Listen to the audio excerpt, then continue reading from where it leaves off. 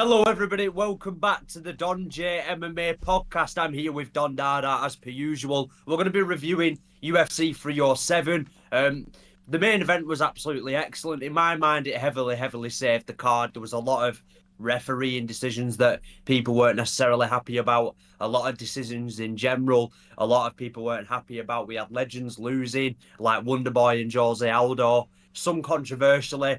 So overall, I thought the card was pretty good. Sometimes it doesn't need to be an amazing card. Sometimes it can just be good. Don, what's your thoughts on the card and how are you feeling about the main event? Yeah, UFC 307 was decent, but obviously was saved by the main event in Khalil Rountree versus Alex Pereira. What a fight that was. I don't think Yeah. anybody expected that to happen. I don't think anybody predicted Khalil to be anywhere near as competitive as what he was in there against Alex Pereira. I know before the stoppage in round 4, I did have Khalil Rountree up 2 rounds to 1. But what a fight that was. Khalil Rountree showed how much heart the guy has and showed that he actually does. Maybe he hadn't earned it properly, but I think in terms of the light heavyweight division, I would comfortably say he deserves a higher rank than number 8. To be honest, I think he's better than the 8th best light heavyweight in that division. Yeah. I mean, when he went in there, I mean, if you put him in there against Jamal Hill, I think he would easily beat Jamal Hill Yeah, going I off do that too. fight with Alex Pereira. I know, like, styles mate fights. I just think I think Khalil Roundtree, you know what, hit another level last night, and we saw against Anthony Smith. We've seen against other fighters, and people were kind of mentioning it before the fight. He has lost to fighters that aren't necessarily elite. But sometimes some fighters at the elite level need to lose a few times, need to have a few shit performances, and then hit a new gear. And I think Khalil last night looked really good. Don't get me wrong. I think the stoppage was coming from minute one, simply because Khalil was so explosive and fast. Alex Pereira really wasn't giving him any breath room. Like there was a couple of times where Khalil looked to counter Alex's jab with like a lead overhand, and Khalil would exit out, and Pereira would be straight back on him.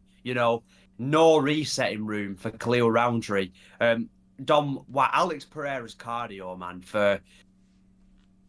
it's elite for a guy that hits so hard. Sometimes, usually, you see these guys that hit hard not really ever have the best gas tank. But Pereira's conditioning, whether it's his ability to check leg kicks, land leg kicks, and slow your movement down, he's perfect for just breaking down the human body. It almost feels like he's like the perfect weapon in a sort of way.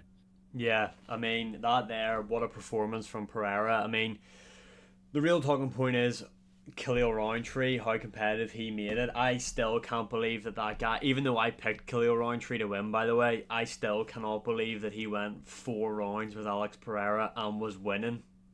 Oh, well, Yeah, in the third round, you could tell the end was near because Khalil Rountree kind of fell off a cliff in terms of his gas tank and his energy. Like you said, though, it was only a matter of time. I think Khalil Rountree knew that anyway because his whole game plan was to blitz Alex Pereira and try and take yeah, his head off. And I feel like he did show uh, some not a hole in Pereira's game, but something that a lot of people can exploit, and that is when Pereira is trying to avoid shots. He doesn't really cut angles. It's more he just moves back, and that's where Khalil Rountree had a lot of success, in my opinion. He wasn't throwing singular shots. He was throwing 2, 3, 4 punch combinations, trying to get in there and catch Pereira as he's moving back, and he did have success in there. I mean, the fact that he was able to drop Alex Pereira as well in there, yeah, unbelievable. What a performance from the guy. Although I do think after he dropped Pereira, though, it kind of flipped the switch in Pereira, and that's when you yeah. really seen him change it, go through the gears. Pereira, even though he lost the first 2 rounds, he was constantly on the front foot, just draining Khalil Rountree. Khalil Rountree didn't have time to reset. He didn't have time to do anything really because Pereira was just marching him down. And another thing that people were talking about in the build up to this was how was Alex Pereira going to be able to utilize his leg kicks against the southpaw. Now, we'd already seen it before. We've seen him do it in the Yuri Prohaska fight when Yuri was changing stances. Alex Pereira can generate the exact same amount of power in that lead leg as he can the back leg. He is the best Yeah. leg kicker in the UFC. Bar none. Yeah, Yeah, it's not bar even none. close. He's absolutely ridiculous with his placement of his kicks. It's almost like I said. methodical in a way, the way he just picks you apart and lands the calf kick over and over again in sort of the same place on your calf. It feels like he's never off with those kicks. And obviously, look, it's clear to see that Southpaws maybe give Pereira more of a challenge than maybe orthodox fighters. There was a lot of times where Khalil was able to just straight land that left hand straight down the pipe. And maybe this is something that Magomed Ankalaev can take if he ever gets into a fight with Alex Pereira. What I will say, Don, I want to get back to the main event performance from Alex in a second, but just on that Ankalaev fight in the future, if it does happen, I do think Ankalaev will beat Rakic, first of all. I don't know whether you do or not. But I think he will get the better of Alex Pereira. It's kind of reaffirmed my sort of prediction for that fight. Like, it's easy to get lost for me in the Alex Pereira sort of like aura, like the mysticalness about him, I guess, whatever you want to call it. But I just think he's so open for the takedown if someone actually does try and use it against him. And I think Ankalaev's boxing is going to be a problem for Alex once he starts taking him down too. So I actually think Alex Pereira, his title reign, I do feel like he's coming to an end. I don't know about you. Yeah, I do think Ankalaev will beat Rakic, although I think it is a competitive fight, and I wouldn't be surprised if Rakic did get the win over Ankalaev. What I will say about Ankalaev is everybody talks about the grappling, the grappling, the grappling. Um, Alex Pereira, we haven't really got to see him work off his back much, but what we have seen is the guy knows how to keep himself safe. He doesn't risk anything. He keeps himself very defensively sound when he has been on the mat. And when people talk about Ankalaev, yes, the guy's a good wrestler, but he isn't a submission threat when he's down there, and his ground and pound isn't great. You know Yeah. what I mean? And I think on the feet with Pereira, he really struggles with leg kicks. Ankalaev just does not check leg kicks, does not defend leg kicks. And I feel like that will be a real issue for him when he goes in there against Alex Pereira, because if Pereira is able to just target that lead leg of Ankalaev and just butcher it, which in my opinion I think he will, that'll affect everything about Ankalaev's game plan. You know, that'll affect his ability to shoot in for takedowns and stuff like that, and his movement, because you have to be able to move, and you have to be able to move well when you're in there against Alex Pereira. You can't just be moving backwards. You have to try and cut angles on the guy, because he just marches you down. Does a great job of cutting off the cage. I feel like Pereira will beat Ankalaev, to be honest. I think he will beat Ankalaev, but Ankalaev is definitely his toughest fight in this division, and I feel like that is the fight Pereira has to have next. And once he beats Ankalaev, he's wiped out the light heavyweight division, and that is the perfect time then for him to move up and challenge, which will most likely be Tom Aspinall.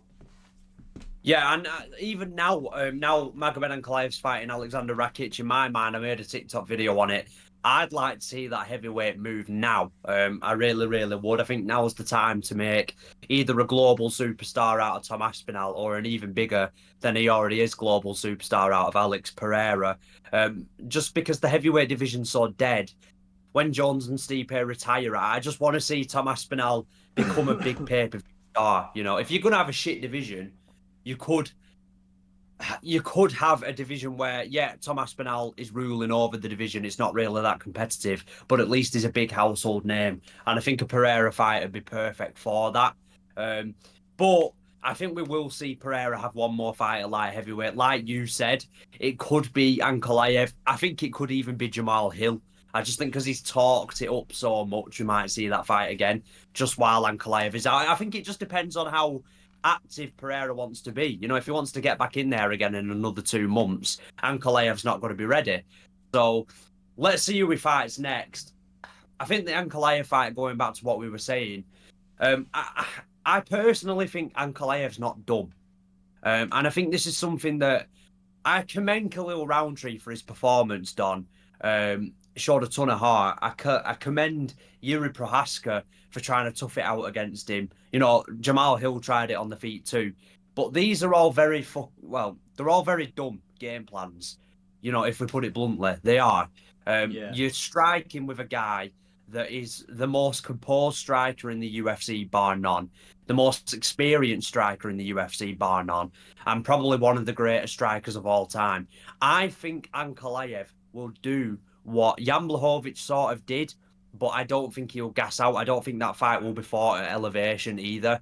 I kind of feel like the UFC will cater to Ankalaev a little bit, as they usually do with Dagestani fighters. I think overall, Ankalaev will mix it up, and I think he's so quick as well. I'm noticing these faster fighters do give Alex Pereira trouble in the boxing exchanges, and I just think Magomed Ankalaev's IQ will be a bit of a difference in that fight. I really, really do. Um, but yeah, I don't know. I think it's a good fight, and I would really like to see Alex Pereira's grappling tested by a mixed martial artist. Because I don't know about you, Don. As much as the Khalil Roundtree fight was a great fight, I do want to see Alex tested all around rather than just his striking. Yeah, and I feel like it would be a good way just to shut up the whole grappling narrative that is around Alex Pereira. I would Yeah, favour him in the Magomed Ankalaev fight. If they are going to do that fight, the UFC better not fucking cater to that guy and have it out in Saudi Arabia or Abu Dhabi. That guy's the challenger. So if you're not prepare going to do it, yourself. if you're not going to do it in America, do it in Brazil then. Let's stop catering to these guys who aren't champions or anything like that. But that's besides the point. Let's get on to the really important fight of the night. Juliana Pena's back, co-main event. What a fight! Yeah, the fight was really close. I think it comes down to the first round, whoever you score it to. Rounds 2 and 3, I think were pretty clear. Pena rounds. Rounds 3 and 4, sorry, rounds 4 and 5 were clear Pennington rounds. I'm surprised Pennington didn't get the decision, I'm but not. ultimately, Juliana Pena, Don, that wasn't a high quality fight. No. Um, it's my only criticism of it. That fight wasn't high quality, and like I said before, them two girls are holding the belt for Kayla Harrison until she gets there. Don't get me wrong, Kayla Harrison against Ketlin Vieira, she is human. She is hittable. She can be busted open. She's not a Habib of the women's division by any stretch of the imagination. Ketlin Vieira definitely gave her a few problems, although Harrison was clearly ahead in the fight. Yeah. But Don, I don't know about you. I just think Kayla Harrison, get her in that title shot. Let her fight Juliana Pena next, and I think she'll smash her. Yeah, I agree. I'm not surprised that Juliana Pena got her hand raised after that close fight, to be honest, because, I mean, if you can even call them this, but Juliana Pena is a bigger star than what Raquel Pennington is. Yeah, Although, like, what's her obsession with Amanda Nunes? She's not I coming out of think retirement to fight you. she's so bitter about Amanda Yeah. Nunes. It's so weird. I was like, It's so weird. why do you want the trilogy? She's gonna punch you pillar to post again. She underestimated you. That's how you beat her the first time round. You seen what happened when Yeah. they fought again. It's like Kayla Harrison's definitely the matchup that's gonna happen next. She beats Juliana Pena. Um, what I was gonna say though is Kayla Harrison. We'll just cover her fight here quickly. Kayla Harrison has some nasty ground and pound. When she gets you down, I feel like a lot of these women are gonna really, really struggle to get back to their feet at all with her. Although if she Yeah. can't trip or sweep you, she has a bit of an issue getting you to the ground. Now, in terms Yeah. of her striking as well, I thought her kicks were good, especially that inside low kick that caught Vieira a couple of times. But she really needs to work on her hands, in my opinion. Now, thankfully, the division she's in, there isn't anyone that is really an elite striker that would offer much like real problems. To be honest, I can think of off the top of my head. But great kicks. Work on your hands and work on your striking defense. Although what I will say is, if Amanda Nunes is looking to come out of retirement, I think she beats Kayla Harrison, and I obviously think she beats Juliana Pena. To be honest, I think Amanda Nunes is clear of everyone in that division. Yeah, I think Amanda Nunes could absolutely beat Kayla Harrison the same way she did Ronda Rousey. Kayla Harrison and Ronda Rousey, I'm noticing similarities not in the sense that they're the same fighter, but Kayla Harrison, what I will say is she does look really, really dedicated to trying to learn to improve in striking.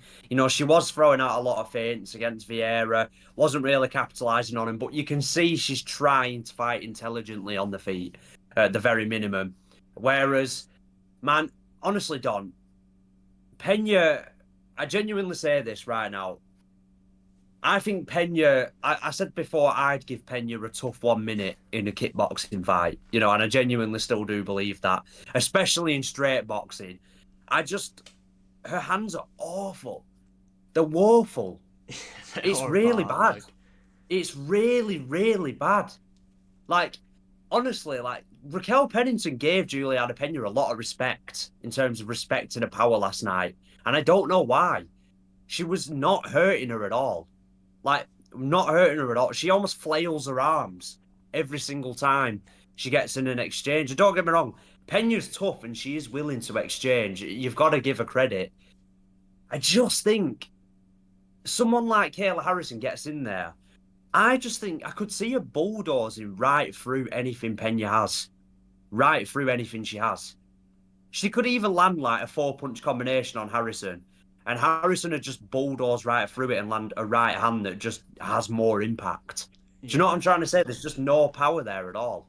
yeah. No, I think Kayla Harrison's going to reign over that division for as long as she wants, unless Yeah, Amanda Nunes comes back. and Then we've I think she got will. the biggest robbery. That might be a bit harsh. Yeah. Jose Aldo versus Mario Batista. What do you think? So my overall thoughts on it is, I think that fight showed why we need 10-10 rounds. Mm-hmm. I said this before. We were talking about the Merab and Aldo fight. Why isn't takedown defense and defense factored into MMA at all? When it's a complete stalemate in the third. I'm not. So by the way, when I say this, Jose Aldo didn't beat Mario Batista. For me, that fight was clearly a draw. Clearly, like I had it 1-1 going into the third. Aldo's second round was a bit more convincing, but that's not how MMA scored. It wasn't a 10-8 round, but it was a very, very good round. Then the third round, Bautista shot loads of takedowns, didn't get a single one of them. He barely attempted any significant strikes and didn't land anything significant. Shoulder strikes in the clinch, unless they're the Conor McGregor ones on Cowboy Cerrone, don't count for anything. And I don't want anyone to tell me foot stomps and shoulder strikes are a load of bollocks. They should not be factored in. They really shouldn't. I just think Bautista wasn't able to get any good positions on Aldo in the clinch in the third round. Aldo wasn't able to get any good positions on Batista.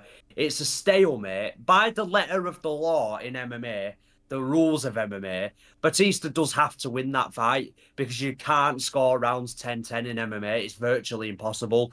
These sort of rounds will always go to someone like Bautista just because he's being the aggressor and crowding Aldo against the fence. But that doesn't mean, in my opinion, that he was doing anything with it. And for me, it's a stalemate in that third round.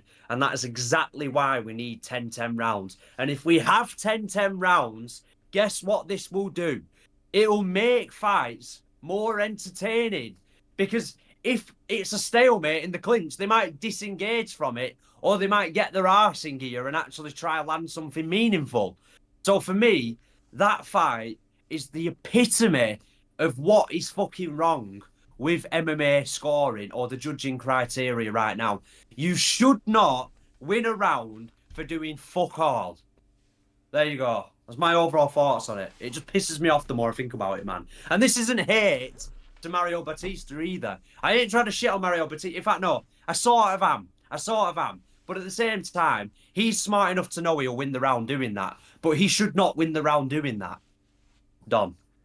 Yeah, so I did have Aldo winning. The third round, like you said, not really anything of significance really happened. Aldo did outland him in the third round, though, to my knowledge, if I remember seeing the stats correctly. But yet, this is my issue. My whole issue with the thing is Mario Batista shot 10 takedowns, I believe, throughout the entire fight. He didn't get one.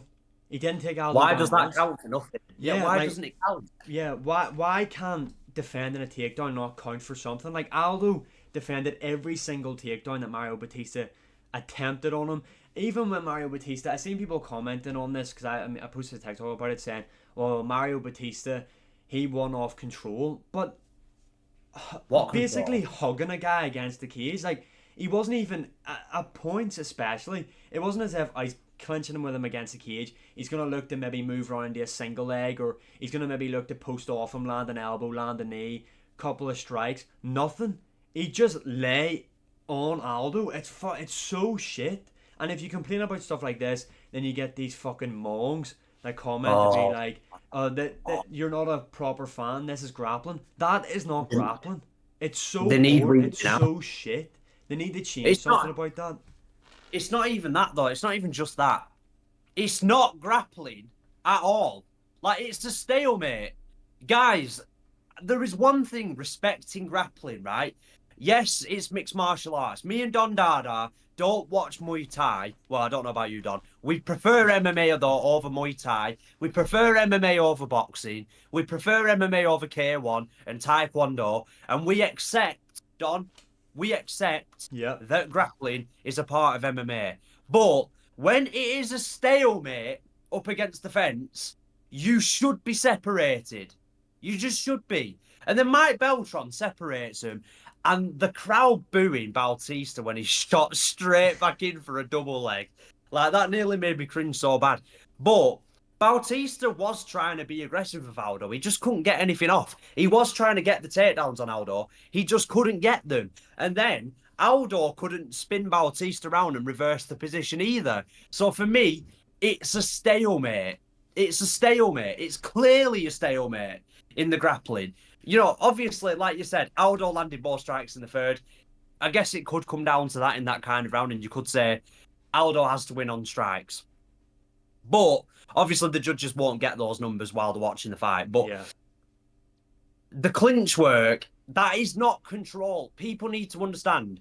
Just because you're being pressed against the fence doesn't mean you're being controlled if they're not able to do anything to you with it. Yeah, you might not be controlling them either, but that's exactly why I call it a stalemate. And this is exactly why we need 10-10 rounds. Because if Bautista knew in that third round, shit, this is a stalemate in the clinch, I need to make something happen, maybe he disengages Don, maybe he throws a knee, maybe he throws an elbow, maybe he throws a combination. I am by no means trying to say that with this change rule, Bautista couldn't have won that fight, because of course he fucking could. But what this rule would do is make them work. Make them try and get a finish or fucking make them fight. We Yeah. need to make the fighters fight. It's called fighting. You know what I mean? Not fucking control against the clinch. Oh, you're not a real fan if you don't find this interesting to watch. Shut your mouth because you don't find it interesting to watch either. And if It's you tell me you fucking do, boring. you are an moron. Yeah, especially like in parts whenever they were on the clinch, Aldo's controlling his wrist. So Mario Yes. Batista literally can't do anything other than lean into him. So I feel like whenever they were separated, there should be an instruction given where like if you go back to this position, that's fine, but you need to work. If you go back to that position and do the exact same thing, I'm splitting it up right away. I'm not fucking about. You need to, if you're gonna push him back against the cage and clinch with him, you need to show me that you're at least attempting to go for a takedown or better your position or land strikes. See, like literally split them up. He shot right back in again and just hugged his legs and then comes up again and just leans against him in the cage. It's so shit. There needs to be something changed about that. If you defend 10 out of 10 takedowns attempted, you should be rewarded in some way. Why is Mario Yeah. Batista being rewarded for failing 10 takedowns, but Aldo, who defends them, isn't? It's so shit. They need to change that rule or do something. Well, it's like when Roy Joe. Right, I use this as an example. Octagon generalship, not just being on the front foot either. When I say this, octagon generalship or ring generalship needs to be a factor in MMA because in boxing, I don't know if you've ever heard of this fight. I can't remember who he fought, but Roy Jones Jr. once had fought a fighter in boxing, and he didn't throw a single punch for an entire round. But this other guy didn't land a single punch either. It's one of the most remarkable rounds in boxing history. Roy Jones Jr. got away from every single punch he had. Now, the other guy was the aggressor, but because he wasn't able to get anything off, and Roy Jones Jr. completely shut him out defensively, punch or no punch, he won that round because he looked better in there because he was controlling the fight even without doing anything. And Aldo was controlling whether or not that fight went to the ground or not. Like, how can no successful takedown attempts not be factored in? It's just crazy. Like damage-based scoring works for me, makes for better entertaining fights. But this whole stuff against the fence that keeps happening more and more and more, Don, which I think is why we're getting irritated because it keeps happening more and more and more. And we keep getting told more and more and more that we have to find this entertaining. Suck my balls because I don't find it entertaining. It's not fun to watch and it is not effective. It is not winning the fight. Like you said, anyone can lean into anyone if they're strong enough and hold them up against the wall. Exactly. That doesn't mean you're doing anything if you're being controlled and you're not able to take it to the ground, which is what Batista was trying to do. It's just a load of bollocks, Don. A load of bollocks. Yeah, I mean, like we've said, some stuff needs to change. Stuff needs to be fixed. I just, it's the bantamweight division as well. I mean, you've got fucking Marab who does the exact same thing, except he's Yeah. just he. The difference between Marab and what Mario Batista done was, at least when Marab has you against the cage, he tries to look busy with knees. Batista And, didn't throw anything. At least Marab attempts to throw something. and on the feet, fucking Marab throws Hail Mary fucking overhands constantly. You know, he Yeah, goes for it on the feet. You know, and if he crowds you against the fence, it usually when Marab crowds you against the fence, eventually he's going to get a takedown or eventually he's going to land an elbow. He will try land stuff, you yeah, know, to be fair to him. So I'm not saying I'm not completely opposed to clinch work. Yeah, it's not entertaining, but when it has meaning and when it's effective, when it's not effective and it's a stalemate, we've got to separate them. We've got to separate them, and we've people have got to stop forcing it down fans' throats that it's entertaining when it's just fucking not. But any final thoughts on Aldo versus Bautista, Don? I still think you do Aldo O'Malley next year when O'Malley comes back. That's my final thought on it. Just a fight I want to see. I think you make it. Yeah, that's a great fight. I love that fight. That's a beautiful striking matchup. I think O'Malley would chin him though, Yeah, which so would be do pretty I. nice to watch. But I think it'd be an interesting look. Aldo deserves one last title run. You know, I know he just lost against Mario Batista, but did he lose? You know, he lost, but did he? You know what I mean? Did he or didn't he? You know what I mean? So anyway, what was before that? Oh, Roman Dolidze versus Kevin Holland, right? I don't know if you saw any of this fight, Don. Kevin Holland basically broke his rib during the first round. Was it My confirmed to prediction be for that broke? fight, pardon?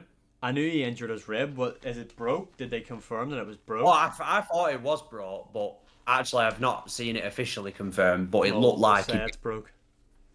But whatever, some sort of rib injury. And look, my prediction for that fight was Delite was going to big bro him, and he was definitely doing that up until that point.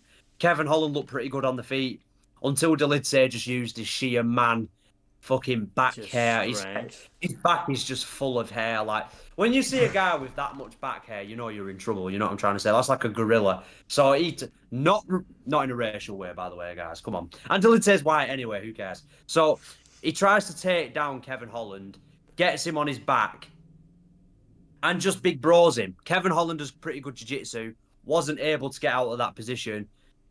Then Kevin Holland looked like he kind of went to sweep him, Don, and Yeah. then he kind of winced in pain.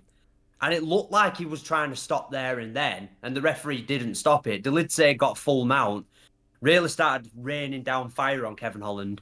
Then we go to the corner, right, Dom? We have seen fighters before win with broken ribs and broken limbs and injuries. Do you think the coach should have done more to maybe still try and get Kevin Holland to go out in the second round and get the win? No. I'm kind of glad that he done what he done because Kevin Holm would have went out there and it would have just ended up getting worse for him. That's what a coach is there for.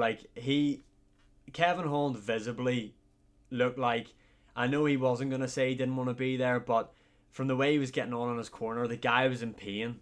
Clearly, it looked like he knew himself that he shouldn't have been fighting, and that's what a coach is there for. Like it's up to him. I know the commentary team were talking about it because the coach kept saying, "Well, Kevin, do you want to fight? Do you want to fight?" And it didn't come across like Kevin Holland was like, "Yes, yes, I want to go out there." You know what I mean? It didn't come across like that. So I think the coach made the right decision. I think Kevin Holland needs to stay at welterweight. I think that's where he's best suited. These guys at middleweight are just too big for him, in my opinion. Yeah, Delite was just huge. Yeah, It was just huge compared to not as height wise, of course, but just width, like just absolutely huge he was. And look, man, a lot of people picked Kevin Holland to knock Delite out. Some people, I think, were giving me shit about picking Delite, but I just think sometimes it does come down to size and strength. In these kinds of fights, like Kevin Holland was just coming back to middleweight from welterweight. You know, Delite was just coming back to middleweight from light heavyweight. Size matters. Size really does matter, especially when Delite still isn't that deteriorated at middleweight. yeah, So overall, I agree with you in the sense that I think the corner man did the right thing. They have to know the fighters. Obviously, rib injuries can get really, really bad too if they are aggravated even more. You know, you're looking at like punctured lungs and yeah. stuff like that in some cases. Um, Obviously, Kevin Holland didn't want in there either. People will criticise that, you know, but at the same time, he would have been in unworldly amounts of pain. And if his coach did tell him to go out, he still would have gone out. You know, I have no doubt about that. Yeah. I think overall, obviously Daniel Cormier was pretty critical about it at the time. Like you said, he was saying like his coach shouldn't be giving him an out, but at the same time, you know, Kevin Holland's fought so many times. He's not exactly on a title run. Like, Yeah. is it necessary to get a really bad injury and prevent yourself from maybe fighting one more time, maybe at the end of the year and getting another payday? You know, these are the things the coach has to think about. And so overall, Roman Dolidze Don did what he had to do. He's done the Um, business.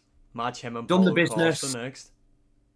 Let's see that. Dolidze versus Costa, I think, is a good fight, man. That's just like testosterone. Yeah, just make it That's just happen. let's just make that happen, man. Makes Secret juice sense versus in the rankings. testosterone. I love it. I love it. And then last fight I wanted to talk to you about, Don. Obviously, prelim headliner, Wonder Boy. Rest in peace, man. Hate seeing Wonder Boy get KO'd. You know, Joaquin Buckley's definitely a threat in that welterweight division. What did you think of the fight, Don? And how well do you see Buckley doing against maybe a Kamaru Usman, who he called out after the fight? He's not going to get the Kamaru Usman fight next, to be honest. Well, I mean, I agree. if you're Usman looking at that, why not take it? Because realistically, Usman is one win away from fighting for the belt again, if we're being honest. So if you're Kamaru Usman, you look at that. I think Usman would beat him. Although Usman has, I don't know if you'd say he's looked short in his last few fights because he has fought the elite of the elite guys, but it's clear that Usman is on a bit of a decline. The guy's on a 3-fight losing streak now, but I think he would beat Joaquin Buckley. I think it was a great performance from him, a brutal KO. I think the fight that Buckley should be going for next is him versus Gilbert Burns. I think that's a really fun matchup. For Wonder Boy, I don't know what's next. Yeah, for me, for Wonder Boy, 41 years old, just got knocked out. His chin, he's sort of been wavering for his past few fights now.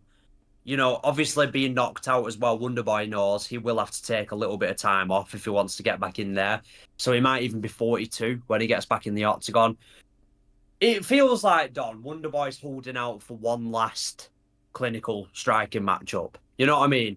It feels like he's holding out for one last win and then he's going to sail off. But the blueprint to beat Wonder Boy is to take that away from him and take him down. And Yeah, Buckley wasn't having too much success there. Wonder Boy showed really good takedown defense and the ability to use the fence and build up. But it made him a lot worse on the feet, as it would with any striker, you know. So Buckley, what a knockout too. Wonder Boy just misjudged the distance. Looked like he was going for a side kick. And Buckley covers distance so quick. It's yeah, quite scary, actually. That right hook was brutal. At the time, I almost thought it was an early stoppage in real time. I thought, oh, the referee stepped in a bit quick there. And then I saw Wonder Boy quickly trying to get up, and I realised, like, literally straight after, oh, no, that was a really good call because that could have stopped some really unnecessary follow-up shots from yeah. Buckley. Damage. Um, and overall, I think Joaquin Buckley and Usman, we've seen with Usman or with Dustin Poirier, Don. the UFC does reward you for fighting lower ranked guys when you're a top contender. Look at Dustin Poirier and Benoit Saint Denis. So I actually don't think it's a bad idea for Usman to get back in there against Buckley, but I don't think he will fight Joaquin No. Buckley at this stage in his career. I don't think he himself would see value in it. No, I think you do. Unless the UFC say to him, look, if you win this, you're fighting for the belt after. But I think you do Joaquin Buckley, Gilbert Burns. I'd be That's an happy awesome enough to fight. see that. I think that'd be a fun fight. And for Wonder Boy, there's only. Retirement.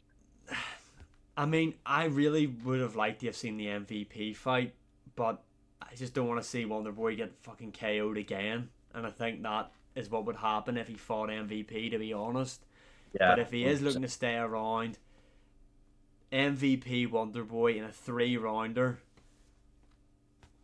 and if that's gonna be his last one, let him have it. I have a bit of an idea that I want to throw out there for Wonder Boy.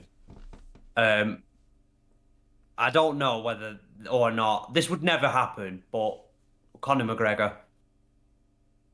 Yeah, he could call it. I think McGregor's next fight's gonna be Dan Hooker. I know we're completely sidetracked here, but the Wonder Boy fight would be a good one for him. But like I know people will say like, well, why would that fight ever happen? Look, Wonder Boy's 41. Conor McGregor's also in the twilight of his career. Just make this good fucking fight, which is what Conor McGregor and Wonderboy would be. It would be a good fight.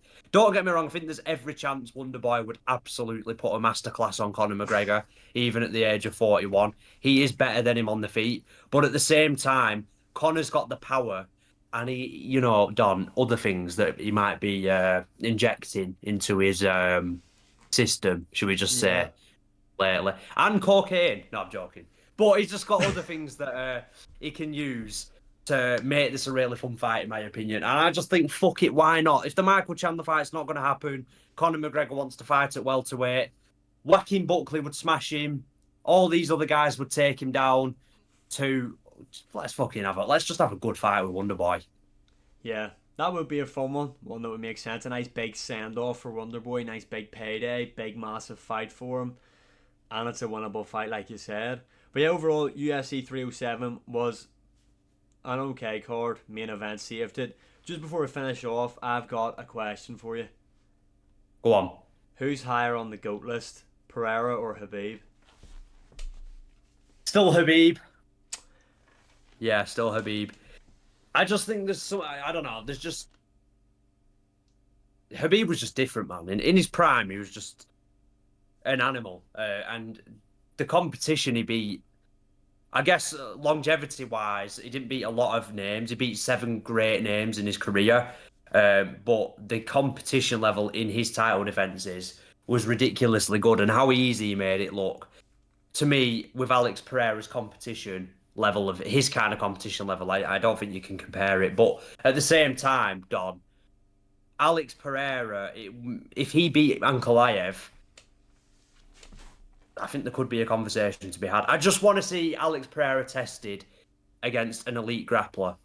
Yeah, well, I would say Pereira, to be honest. That's just my opinion. Yeah. Two-weight world champion. Like, the fact he's done this in 10 UFC fights is unbelievable. Like, this is a run that we haven't seen before. This is historic what Pereira's doing. I mean, the man's got the amount of title defenses Khabib had this year alone. 3. Yeah. He's defended about 3 Two-weight world times this year. Yeah, it's crazy, to be honest. It is close, though. I mean, again, Khabib Nurmagomedov, one of the most dominant fighters we've ever seen. Do you factor in knockouts or stoppages in your... So when you look at, like, let's say GSP, didn't have a lot of stoppages in title defenses, but when you see a guy like Pereira stopping each challenger, do you think that holds more weight in terms of resume? I suppose it does play a factor, like, to be honest. I mean, when you started bringing that up about Khabib Nurmagomedov, it made me go, well, actually, do I have Pereira above him? To be honest, because that is the thing with Khabib. He did dominate, especially Poirier and Gaethje. He dominated those guys. He did dominate McGregor as well, but I just don't want to talk about that. But I think the run Pereira's on at the minute is historic. if he goes up to heavyweight, like if he goes up and wins the belt at heavyweight, fucking God bless. That guy has to be approaching top five. If he does, where would you have him if he done that? If Pereira wins the heavyweight title, He'd have to be top five just simply because of the aura around Tom Aspinall and the fact that yeah, I want to see that fight for the occasion, but I do think Tom Aspinall would smash him on yeah, so do paper. I. But if he beat Tom Aspinall, Don, this is a young champion. You know, the one of the most feared men in the entire company, the best heavyweight in the world. That would be insane. And a first ever free weight world champion. Yeah, that's insane. That is, and that's something that over a year ago we all thought was not possible. You know, no one for a time, no one ever thought there would ever be a possibility of a free weight world champion. Obviously, you had some Hamzat Chimaev fans that are a Yeah, bit but fit, it's thought about crazy it. what's happened to him. Like, and then whenever he goes out here 308 and Whittaker beats him, I don't know what he does after that. Like, but Yeah, who are you picking in that one quickly? You picking Hamza? Whitaker and Chimaev. Yeah, Chimaev. I think we're going to see a different Chimaev in there against Robert Whittaker. I just have a feeling, and I think his ground and pound's going to be fucking horrible for Robert Whittaker. I Absolutely hope we just horrible. see the fight. If Hamza Chimaev pulls out of this fight, release him. I'm fucking sick to I think we death of will. that guy Like, pulling we out. will. It seems just so. There's just something feels different about him, Don. This time, I don't know. I'm looking forward to it. That I'm really looking forward to that fight, to be honest. Me And too, man. this weekend, I'm sure we'll actually do another one. But just quickly, Bivol Beterbiev, who you going for? Yeah, Bivol. Yeah, same. Just better all around. He has a style that is the same in every fight, but at the same time, you know, Beterbiev being in his 40s does play a factor for me as well. You know, he's not super active either, so I think Bivol will beat Beterbiev in a very good fight, and I could see him getting dropped. I just think he's all around got more than Beterbiev. Yeah, it'll be interesting to see can Bivol keep Beterbiev off him for all those rounds, because that guy's a machine. Even though he is in his 40s now, the guy's just a different level. I'm really looking Yeah. forward to that card. Like, it's got some great fights on it. But yeah, that'll do us for today. We'll make another episode in the coming weeks. I'm trying to think of what events next week for the UFC. Ty Royval and versus Royval. yeah. So we'll maybe talk a bit about that next week, and then the boxing. We'll cover the card, the Riyadh season event. But yeah, thanks for watching, and as always, like, share, Cheers, guys. subscribe, comment, all that good stuff. We'll see you in the next one. See you later, guys.